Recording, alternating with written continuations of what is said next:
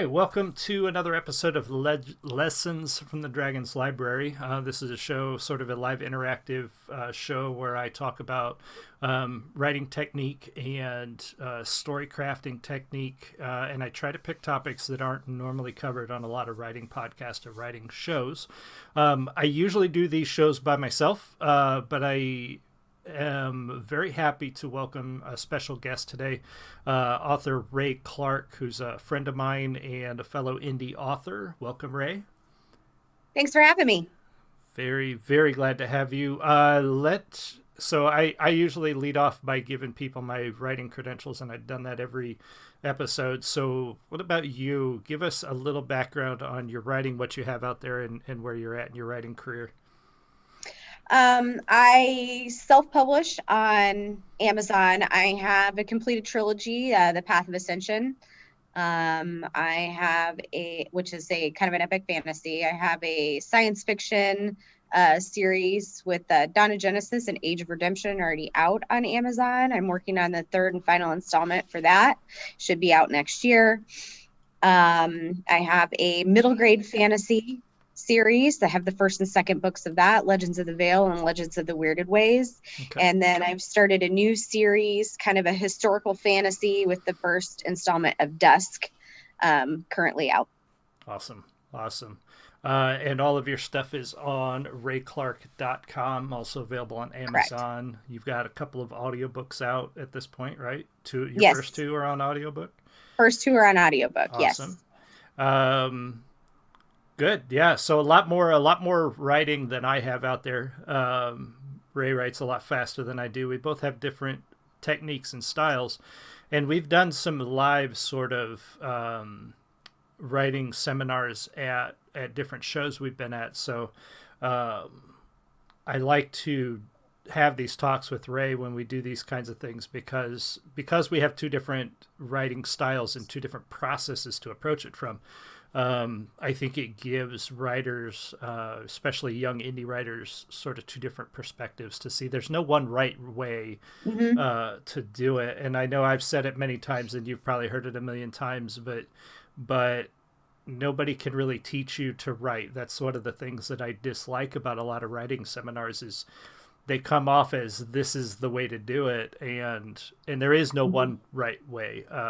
I can tell you how I do it. Rey can tell you how she does it, but we can't tell you how you have to do it. All we can do is give you our insight and let you take that and use it in your own writing as you move forward. So today on the show, we're going to talk about character arcs. A lot of time we talked about characterization and writing good characters, but there's character arcs, which are an entirely different thing, and it's a very large part of your plot. Like, your plot line is important, but your character arc is also very important. If your characters are stagnant, if they don't change, if they don't learn, if they don't grow, if they're not affected by the story, then they're uninteresting. Nobody's going to care about them. And you want people to care about your characters, especially if you're going to write a series. Like, you wrote a trilogy. I'm working on a trilogy. Mm-hmm. Some especially in fantasy. Fantasy is huge with series.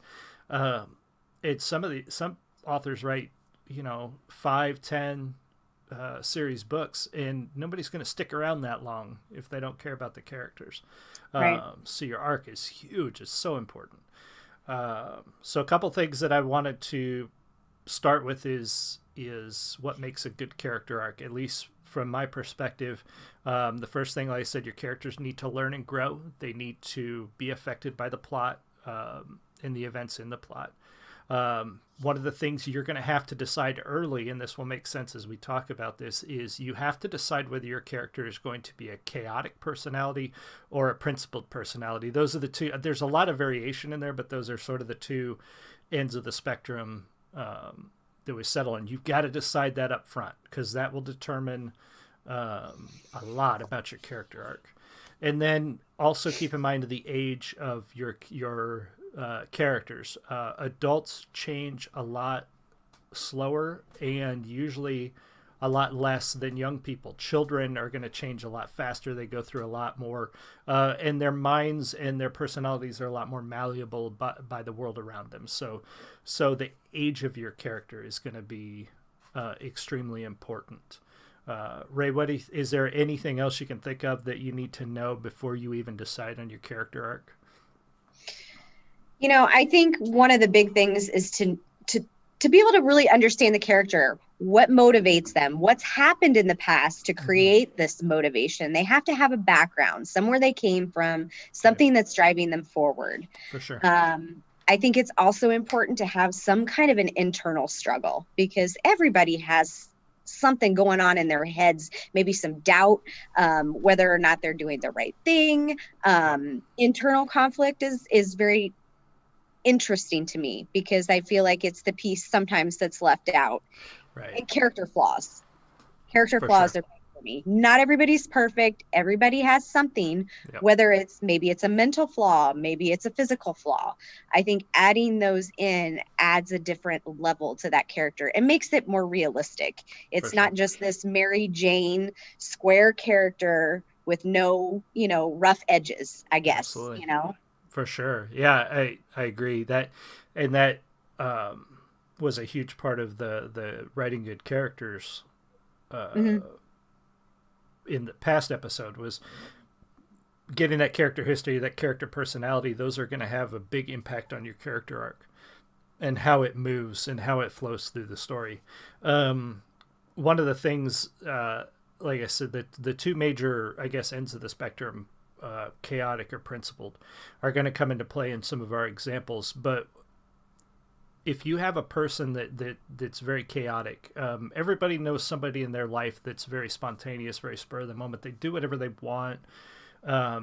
Whatever situation or circumstances they're in really determines their behavior and their actions.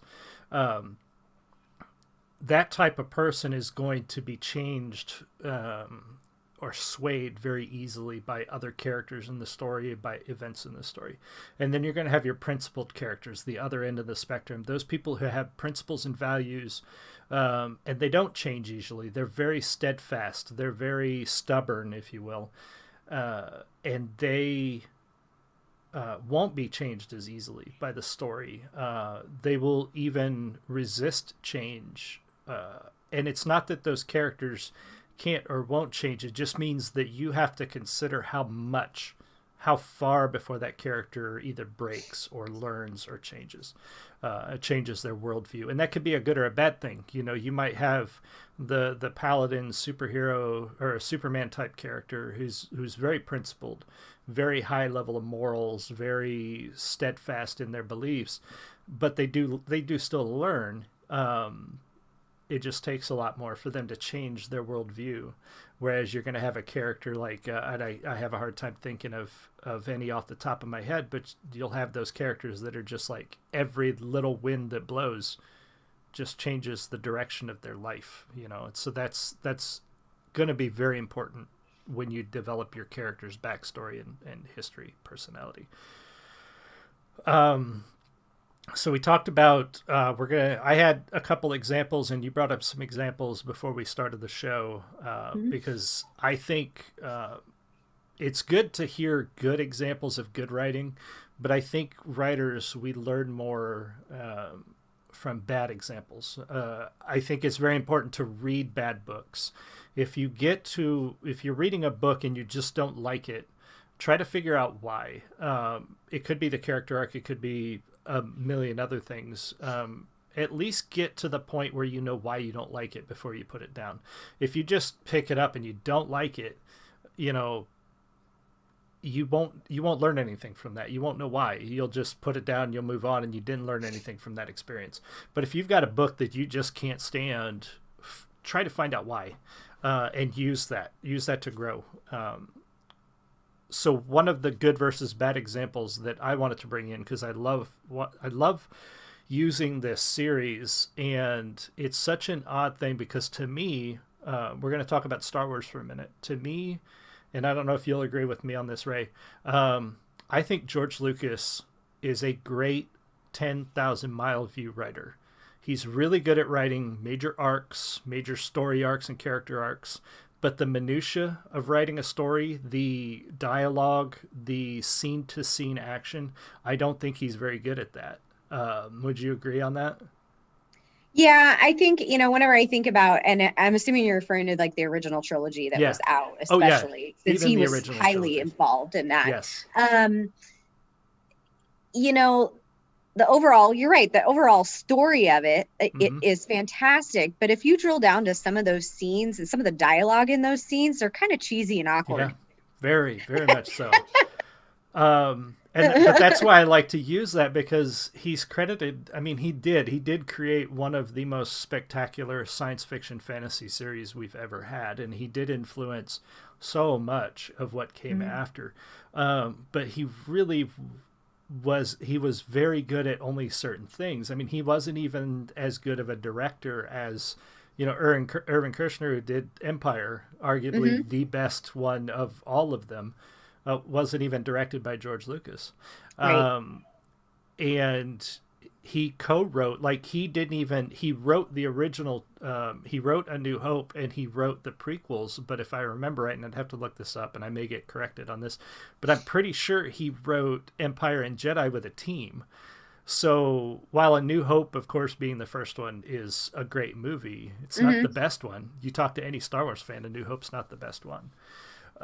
But he did create the world that is so big, and he created the characters that are so big. And even in the prequel trilogy, he gave us a major character arc, which I think is a really good one.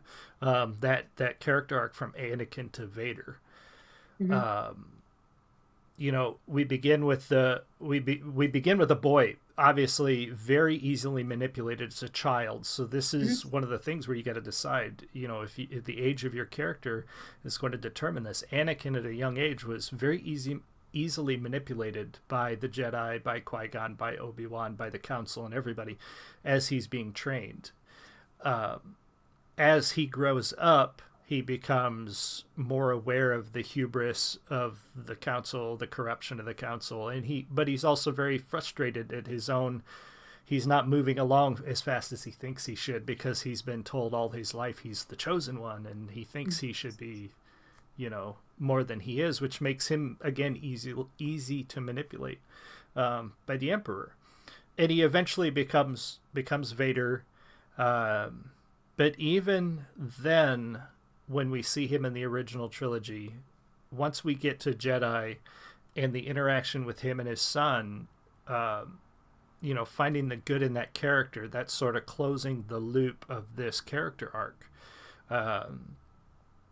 To me, making it a very good arc, because while Anakin changed very drastically from Anakin to Vader and then back to Anakin, there were so many major events in his life that caused those changes. They weren't just willy-nilly. They didn't just happen because, and so that to me is a good arc. Would you agree on that? Yeah, I think the redemption arc speaks to people. I mean, Mm-hmm. we all want to think that even though people make terrible decisions, that they can come back from that. Right. And I think that that's one of the reasons why Vader's character arc speaks to people, maybe more so than some of the other characters, is Yeah. that, he had this childhood, where he was learning to be a Jedi. He learned that he was the chosen one. He felt darkness, Mm-hmm. and through love of his son and his daughter, he decided to break that and Yeah. redeem himself as a character. And so that was a very nice end to that character arc. Very For sure. fulfilling. For sure. Mm-hmm. And so on the other, I guess the flip side of that, and this is one that was difficult for me, because Luke's character arc in the original trilogy to me is a very good one. And here you have a less chaotic personality. You have a more principled personality in Luke, being the very starry-eyed dreamer at first, still very young, so easily influenced by the world around him.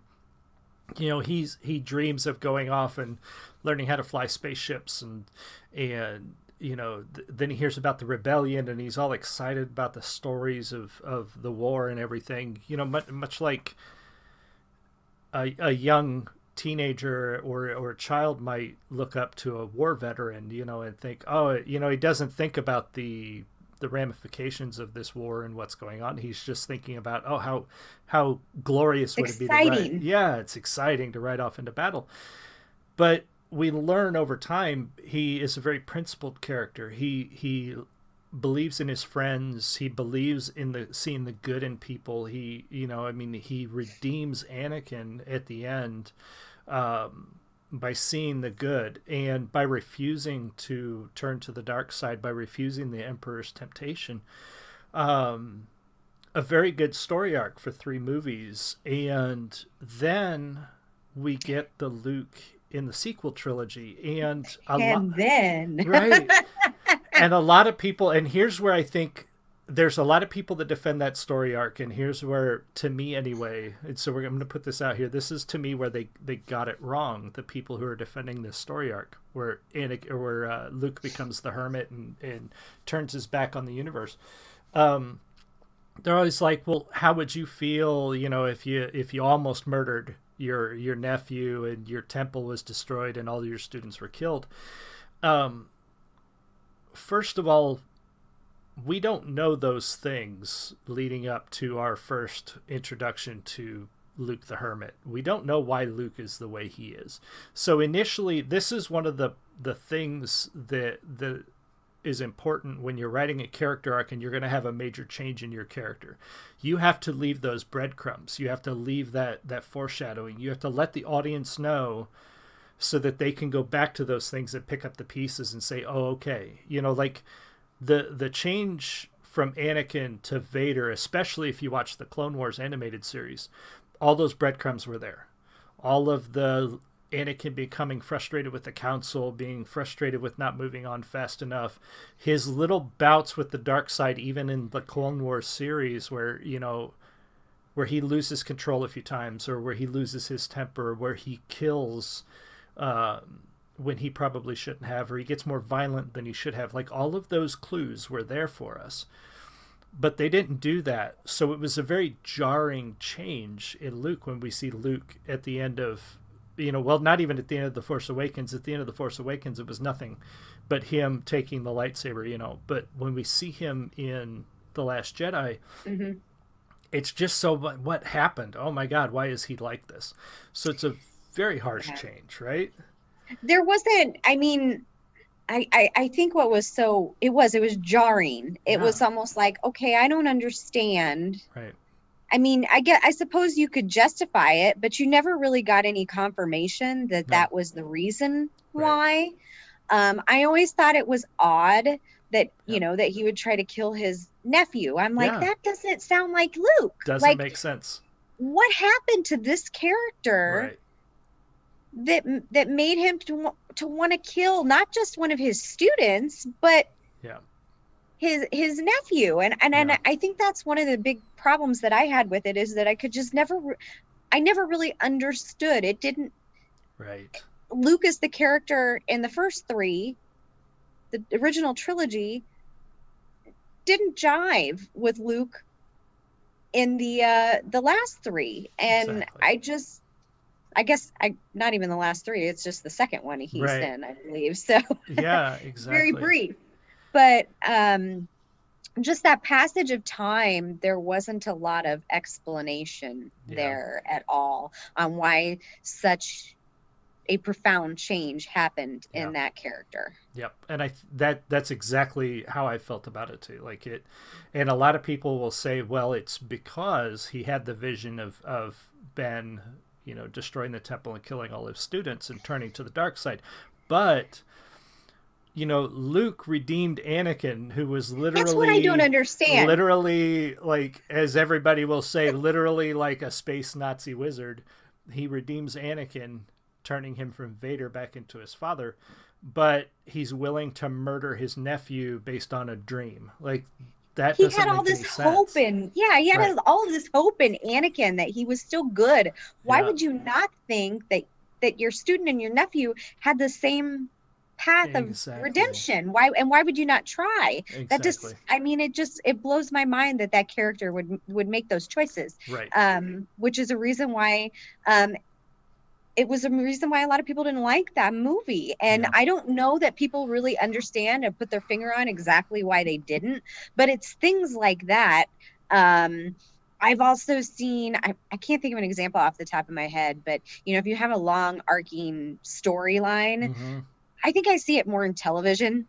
Yeah. Is like, you notice how they have a character and then like all of a sudden it's like the writers don't know what to do with that character. Yeah. Yep. And then it just becomes stagnant, and maybe that character, they get rid of it, they kill that character off. It's because they didn't know what to do with it. Right. Yep. You know. I agree. And that's the pitfall of doing that. You know, if you want your character to go through a major change, you've got to show the audience why that happened, especially if it's an established character. You know, if it's a new character that nobody knows anything about, maybe you can get away with some major 180 in their character arc. I think you'll still have to explain it at some point, but I don't think you can take an established character, a very principled character like Luke, and do that to him and flip him 180 and say, oh yeah, sure, he's completely different now just because 30 years have passed. Like, that's not a good enough explanation for why he changed from such a principled character to such a chaotic character in his decision making. It was kind of vague. It's like, and something happened. Right. Okay. Yeah. What? I hated that so much. But there's your example of a bad character arc. A good character arc going bad too. I mean, it's sometimes character arcs are just bad from the get-go, but that's one that was good. There was a good arc, and it carried on into more comic books and books following the original trilogy that were very good. But then just suddenly fell through the floor. You know, when he got made into another movie iteration of Luke, and it just didn't make any sense. Well, and I think, you know, I actually wrote a blog article on how to ruin your characters, and I used Game of Thrones as the example for that one, which is why before the stream I brought up that Game of Thrones was a good one too, the television show. Definitely. And that's on, so that blog post would be on rayclark.com, or is it on you know what? I think I did it for my friend Andy Hand, and he posted it on his site, but I think I have links to it. Okay. Because it was a pretty good explanation of basically the ending of Game of Thrones. I know it's very controversial for a lot of people, but there was a lot of things in the final 2 seasons that really infuriated me because I'd spent so much time, invested so much time in these characters, and then all of a sudden there were a few of them that had beautiful character arcs, you know, and they were just demolished in the last season and made no sense whatsoever. Others ended up okay, but you know, some of them, they did a very, very poor job. They spent all of this detail and this time in developing this character.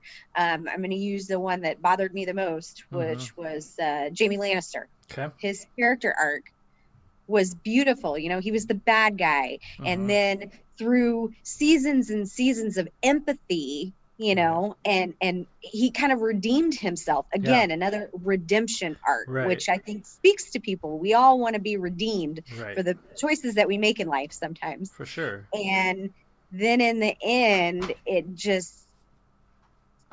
he redeemed himself, and then he went back to his evil sister for and that's something like part of me got it, like, because again, adults don't change. Adults tend to I get it. They tend to do self-harm. They tend to repeat the same harmful behavior over and over again, but oftentimes when we're presented with an out that's a good one, like we may be on the same wavelength here. When he was presented with the opportunity to be with Brienne as opposed to his sister, that was the part that bothered me the most. Right there is that moment, that moment of decision making where he had that opportunity and he turned his back on her and went back to his sister. That was the part right there where, like, he was given an open door to change his life, and he decided to go back to that same self-destructive behavior. You know what I think that is? That's lazy writing, because that was fan service. Yeah, I think so too. The fans wanted to see Jamie with Brienne, and the writers couldn't think of a way to make it work the way they wanted it to. And so they gave this one night stand thing. Oh, the fans got what they wanted, and then it just disappeared. Yeah. It didn't make sense. Yeah, it really didn't. It was poor. And it ruined it ruined that growth to me anyway. Like you said, over those seasons, Jamie had learned and grown and became, like, we got the sense that he always kind of was a good person, but his sister ruined him.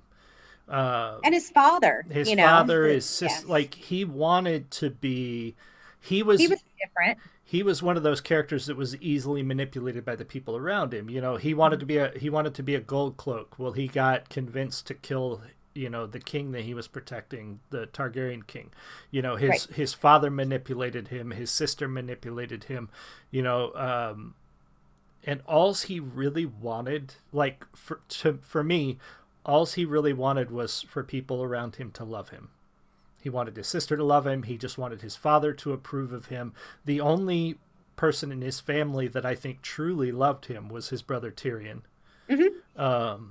You know, Cersei didn't love him. Not in a good, healthy not like sense. He wanted. I mean, obviously it's not healthy because it was incest, but not in a healthy sense that another person should love another human being. She was very manipulative in her love. And that's all he wanted. And then he was offered that. That's what killed me, is he was offered that the whole time that he, you know, everything that he wanted, he was offered that one moment. Mm-hmm. And he just went, nope, I'm going to go back to Cersei. And I thought, why? Why would you make that choice? So I agree. That's a terrible character arc that, just like Luke's, a character arc that was building so well. And then just at one decisive moment, just dive bombed. It was just horrible. Well, and, you know, like you said, to give a reason for it, you know, they never really gave a reason for him making that choice. I mean, he gave that little speech to Brienne before he left Winterfell. I went back and watched it again. I'm like, I feel like I missed something here. Yeah. When I listened to that conversation, I'm like, nope, there's nothing there. Nothing. No indicate. And as a matter of fact, all the breadcrumbs led us the other way, especially in the last moments with his sister. Before that, you know, he had finally stopped caring about her. You know, he'd finally realized that she was bad for him. You know, he gave up thinking about his father as some sort of, you know, ideal to attain. You know, like, he had finally turned his back on all those damaging pieces of his life. So we had those breadcrumbs that he was going to move on, and then he didn't move on. And like, so that's how you're going to confuse your audience, is if you leave those clues and then you don't come through, you know, you don't deliver on what you promised. And that's huge with a character arc. You've got to deliver on what you promised. Well, I feel like the only reason why they moved him there was for pure plot. Yeah. They wanted to move him to Winterfell so he could be part of that final battle scene there. Yeah. And that was the only reason why he was there. Yeah. That a lot of the last season felt like that. Just things were done just for no obvious reason. Didn't make any sense. Just to put that character in that spot. So he left Cersei to, you know, he was going to switch sides. He realized she was no good for Westeros. He was going to fight Winterfell because that was the right thing to do. And so he was making this redemption arc final in abandoning, you know, his sister and going to fight for the cause. Then you come to find out the writers only had him do that so that he could fight in that final battle there, and then that was it. Run back home to Cersei. Terrible. They just wanted him to be there. Yeah. For that fight, literally. So it was just it was poor. There really wasn't a reason for it. So. Now, we may surprise some people because we were talking about this before, but I think we'll surprise a lot of people in what we think is one of the good character arcs to come out of the last season, last episode. So you want to set that up for us? Yeah, I think I know there was a lot of criticisms over especially the last season. I have to say the last 2 seasons. Yeah. That they kind of fast forwarded through some things that I thought could have been, with all the details in the first seasons, the previous seasons, the last 2 seasons seemed rushed. They skipped over things. A lot of things were just there for plot. Oh, well, we got to do this and check that off the list. And we got to do this and check that off the list. So they're kind of doing it, and characters were doing things out of character. They weren't doing things that they would normally do. Right. But one character who I think people were very upset about Daenerys's character arc, the Mad Queen at the end, and the burning of the city.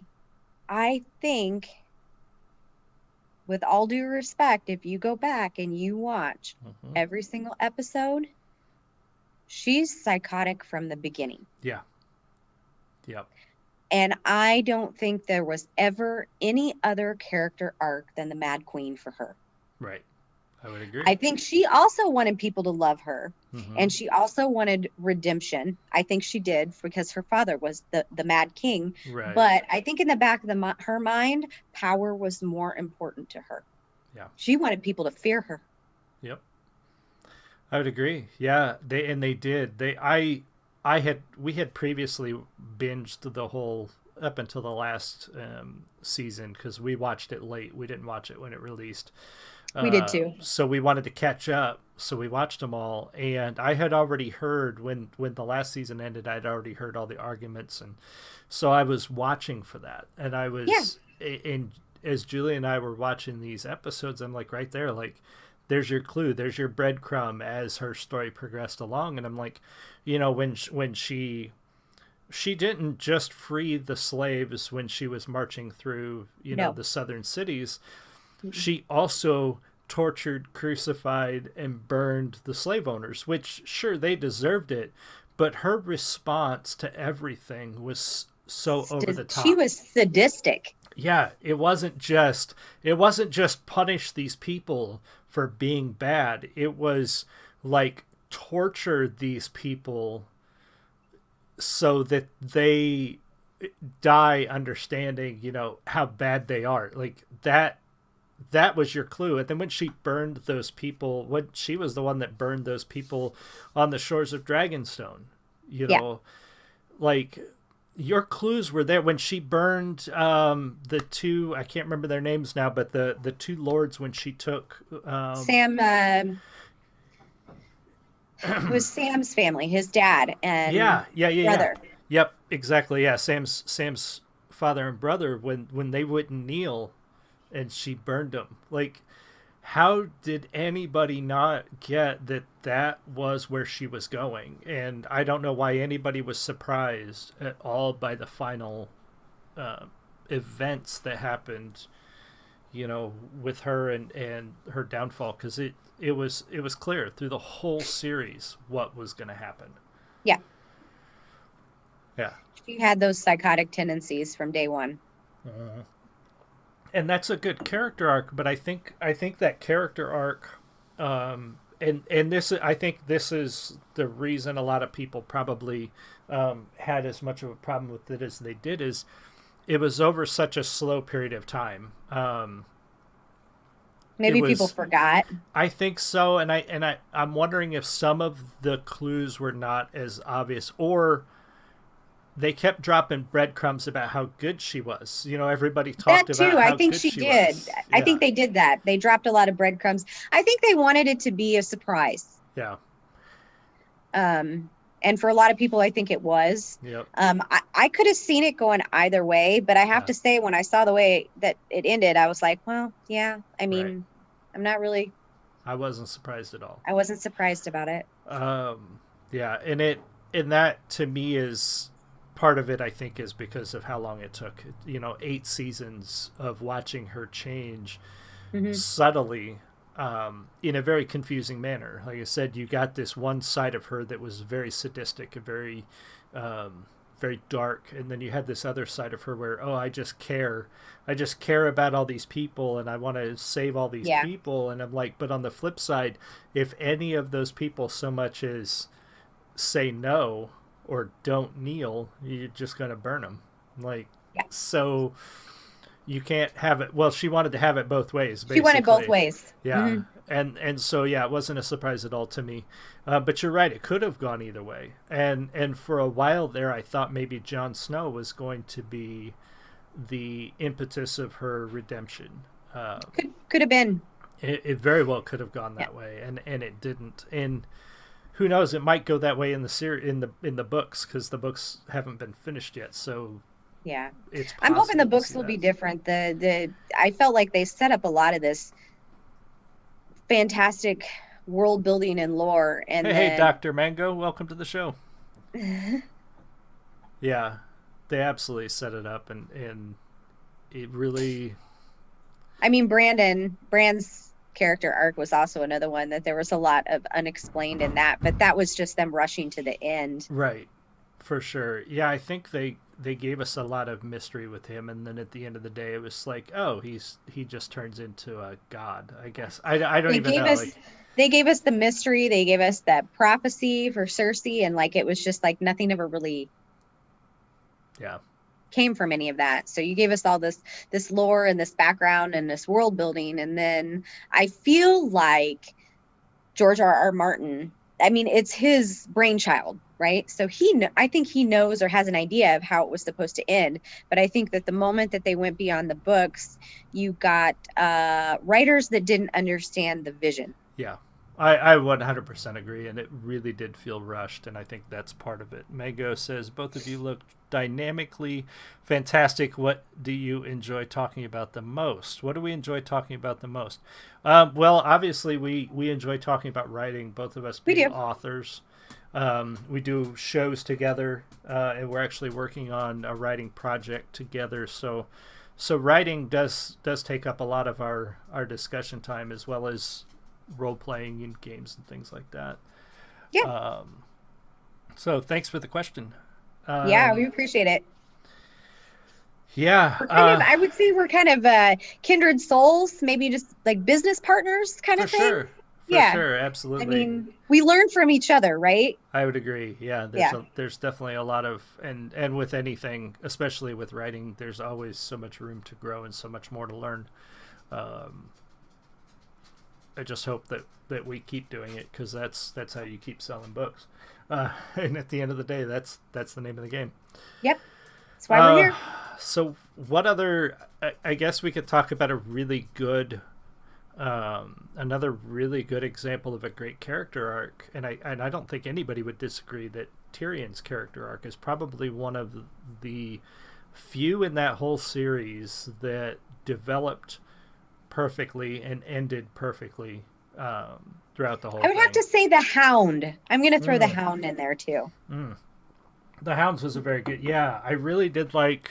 He was that character you love to hate. He was one of my favorites. Yeah, and he just, I don't know. There was just something about him. Hi, buddy. Yeah, he was good. He was an interesting character, because you saw those moments. You know, there was almost like this legend about the Hound, about how awful he was, but then you saw those moments where he didn't have to be that. You know, like his moments with Sansa. You know, when she was at the and with Arya too, both of the girls. You know, he was kind to both of them in his own messed up, I'm a jerk kind of way. Exactly. Like, it was almost like he had this reputation to live up to, so he was going to live up to it. Yeah. But there were certain lines he wouldn't cross. Yeah. And so you had these stories about the Hound and how awful and evil and destructive he is. And then you see him with, you know, Sansa and Arya and some of the other characters, and you realize, well, there's a part of him that isn't that way. You know, like when he worked that weird transition where he was helping those people build that temple. You know, like, you're like, okay, like, this dude, like, you could totally see him retiring and becoming like a farmer and he was like or something, building a new life, like starting over kind of thing. Exactly. And then circumstance in life, you know, just invaded that and ruined his plan, which actually kind of felt bad for him. Like, at those moments, I'm like, okay, he's finding a life away from the Lannisters, to become something more, and then along comes the universe to fuck that up, Yep. and then he has to put the armor back on, and I just kind of felt bad for him because I think some of the greatest characters are the characters that you have empathy for. mm-hmm. Like if you can instill a sense of empathy for the character in the reader's eyes, I think that, you're capitalizing on something, and I think they're going to continue to turn the page. For sure. Oh, thank you. Mango loves the painting right behind me.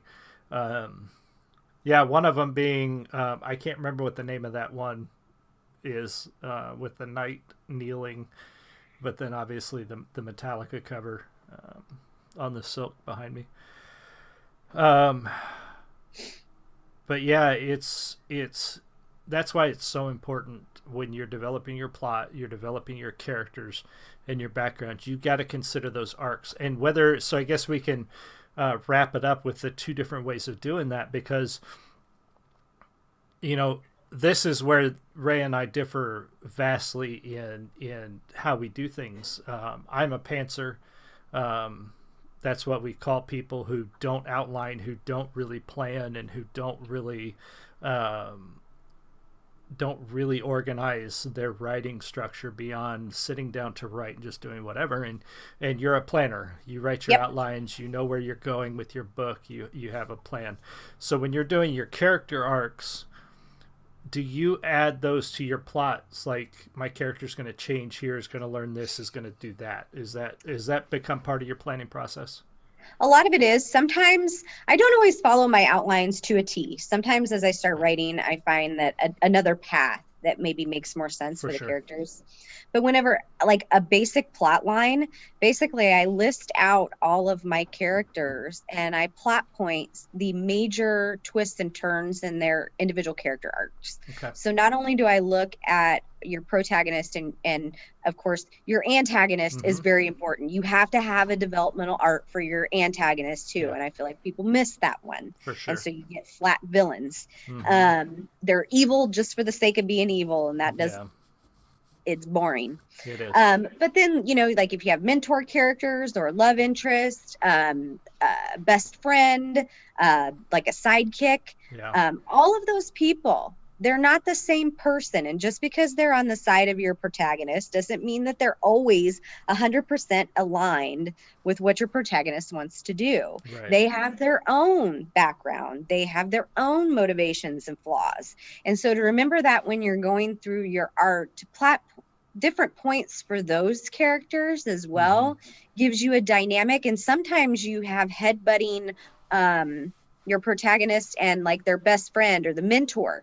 Yeah. Sometimes they bump heads, and in the real world that's what happens. So it makes those characters more believable, rather than everybody just agree with each other 100% of the time. That's boring. Conflict is what makes things interesting. It's what makes it realistic.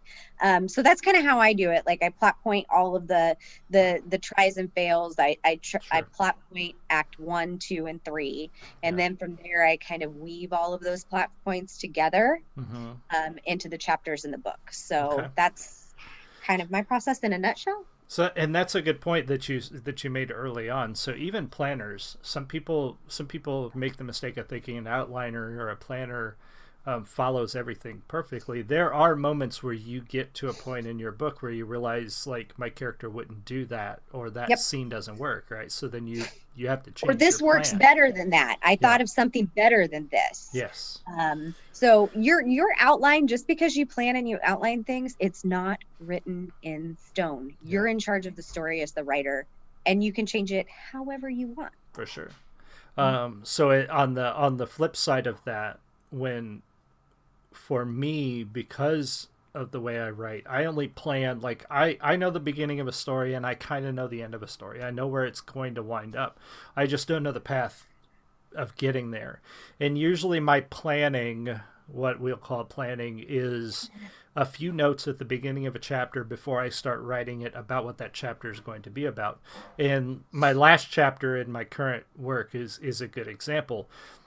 I had my characters going from point A to point B in this chapter, And when I got about a third of the way into it, I realized that not only was the chapter going to be too long for that, but that point B I wanted from the perspective of a different character. So in like a lot of my writing so far, my first novel, each chapter is I do a lot of back and forth from character perspective. So in my current work, I have two main characters. In each chapter, I alternate back and forth between viewpoint. So you're getting the story, depending on which chapter you're in, you're getting the story from one character's viewpoint or the other. And I realized that it would be much better for the other character to have their viewpoint introduce this new location. Yeah. Versus the character who had already been there, because to me it would be more dramatic for a character who has not been to this place to give us the first, her first impression of it, rather than a character who calls this place home and like, well, that would be kind of boring for them to just show. Like, how would I describe everything that's normal to that character? So that's the interesting thing about being a pantser is, I'm like, oh, I want to do this, but then I get part way to it and I'm like, oh, that's not going to work. We're just going to totally throw that out and do something different. But because of that, because character arcs are so important and consistency is so important, that makes my character backgrounds probably more important than anything else when I start, because I have to know those characters as well as I know anybody else, as well as I know myself. So that when I do present a situation to my character, or when I put my character in a particular place or situation, I have to know how they're going to react. So having their personality, their background, their history, all of that stuff has to be in place, and I have to know it very well, because I have to know what decisions they're going to make along the way. So I might say, well, I'm going to put this character in this tough situation with this other character. Until I get to that situation, I don't necessarily know how it's going to play out, because when I get there, then I have to say, all right, what are you going to do about this? Like I think it was Stephen King that said part of our job is putting our characters up a tree and then throwing stones at them until they figure out how to get back down. I very much followed that. Like, I got my character in a situation at one point where for days I was stuck. I'm like, I don't know what I'm going to do here. I've written my character into a corner and I don't know what I'm going to do. So I went out one day to mow the lawn, and I basically had a conversation with that character, and I said, all right, here's where you're at. What are you going to do about it? And I started working through what this character would do in that situation based on her personality and her experiences and her background. And finally I'm like, all right, well, she's going to look around. What is there to use? What could she do to get herself out of this situation with the things at hand? Also sticking to her, because she's a very principled character. So there's certain things she won't do in this situation. And that's where I got her kind of written into a corner. I'm like, she's faced with this adversary who she can only do certain things to because of her principles. She's obviously not going to kill this adversary, because that's not what she would do. So she's got to figure out another way to get out of this situation. So I don't have everything planned out, but I do have to have that foundation set in stone. Otherwise, my character arcs would just be completely fluid, willy-nilly, just doing whatever I felt like doing, and that won't work. You can't do that. So yeah, that's kind of your difference, different perspective on that. Anything else you want to add to the topic of character arcs? None that I can think of at this moment in time. I mean, if there's anybody watching that has any questions, we're more than happy to answer any questions that you have about plotting. Absolutely. Mango, if you're still on, do you have any questions about character arcs or anything else we talked about? Or anybody else that's still on? Yeah. If you're watching the recording and you do have questions, put them in the comments. I read all the comments, so I would go back and if it's a question for Ray, we will definitely get with her and get an answer for you. Looking to see. I don't know if Mango's still here. Maybe not still here. That's all right. He That stopped in for a happens. little while. Yeah, which we more than appreciate. So anyway, not a lot going on this year, and I don't even know what's going on next year. Well, I've already had book events canceled for January, February, and March. Yeah, So yeah. So finding us is going to be tough. I know I'm you thinking the can. farmers markets again. They were good to us in 2020. They were very good to us. So hopefully you'll find us locally at those bigger shows. I just don't know.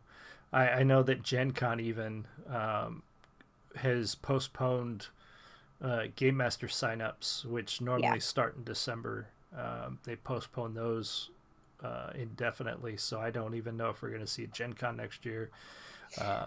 Which we've been trying to get into for a number of years. Yeah. And so that means for the people who had booth spots for 2020, they rolled like 2021. And if they postpone it again, that goes to 2022. So in that case, like we can't even apply to be at Gen Con until 2023, which hurts so bad. Yeah, it's terrible.